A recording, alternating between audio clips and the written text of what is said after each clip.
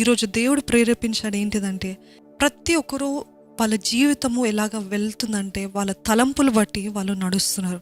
వాళ్ళు ఏదైతే ఆశిస్తున్నారో first it comes here and then it goes to an action. First a thought then an action కదండి. మొదట తలంపులు, దాని తర్వాత క్రియ. వాట్ ఎవర్ వీ డూ మైండ్ఫుల్గా చేయింది ఏదైనా వ్యర్థంగా పోతుంది. But if you do with our thoughts, with calculation, సరైన రీతిగా ఆలోచిస్తూ, సరైన రీతిగా మాట్లాడుతూ, సరైన రీతిగా ప్రవర్తిస్తే ఇట్స్ బెనిఫిషియల్. అది ఎంతగానో ఉపయోగపడుతుంది కదండి.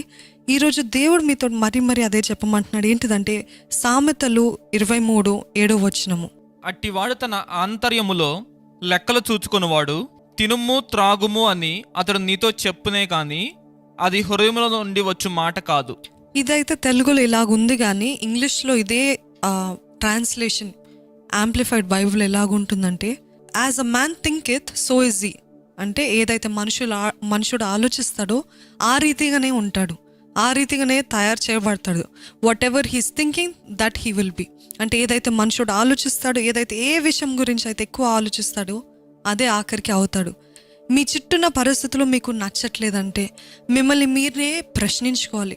What is that I'm thinking? మీ చుట్టూన్న పరిస్థితులు ఇవన్నీ అంటే అసలు పరిస్థితులు కాదండి మనల్ని డిస్టర్బ్ చేసేది, కానీ మన మనసు మనల్ని డిస్టర్బ్ చేస్తుంది. అర్థమవుతుందా? అందుకని యేసు ప్రభుని లోకంలో ఉన్నప్పుడు చూసినట్లయితే ఆ తుఫాన్ వచ్చినప్పుడు, ఓడలో ఉన్నప్పుడు తుఫాన్ వచ్చినప్పుడు అందరు అల్లకల్లోని పరిస్థితుల్లో ఉన్నప్పుడు, ఆందోళన చెందుతున్నప్పుడు, భయపడుతున్నప్పుడు Jesus was not disturbed at all. ఆయన ఏ విషయంలో కూడా భయపడలేదు, జడియలేదు. ఎందుకంటే in his mind, in his thoughts he knows the power that he has.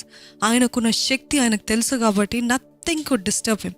అందరు అంత ఆందోళనలో, శిష్యులందరూ ఆందోళన పడుతూ, ఏంటి నీకు బాధ లేదా, చింత లేదా, మేమందరం చనిపోతే నీకు పర్వాలేదా అని ఇట్లా మాట్లాడుతున్నప్పుడు యేసు ప్రభు మాత్రము వెరీ కామ్, వెరీ సైలెంట్గా వచ్చి స్టాప్ అనేసి ఆజ్ఞిస్తాడు కదా.